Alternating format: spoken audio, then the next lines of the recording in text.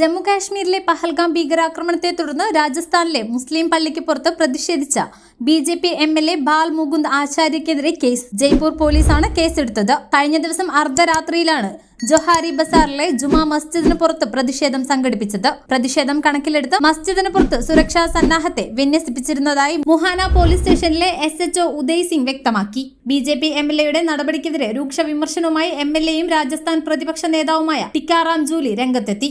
സംഘർഷത്തിന് വഴിവെക്കാതിരിക്കാൻ ബി.ജെ.പി. എം.എൽ.എമാരെ നിയന്ത്രിക്കണമെന്ന് മുഖ്യമന്ത്രി ഭജൻലാൽ ശർമ്മയോട് ആവശ്യപ്പെട്ടു. രാജ്യം മുഴുവൻ സന്തോഷത്തിലാണ്. ഓരോ ഇന്ത്യക്കാരനും കടുത്ത നടപടി ആവശ്യപ്പെടുന്നു. നമ്മുടെ സേനയും ജനങ്ങളും ഒരു കാരണവുമില്ലാതെ കൊല്ലപ്പെടുന്നു. ജനങ്ങളും പ്രതിപക്ഷവും സർക്കാർ എടുക്കുന്ന ഏത് തീരുമാനത്തിനും പിന്തുണ നൽകുമെന്ന് വ്യക്തമാക്കിയിട്ടുണ്ട്.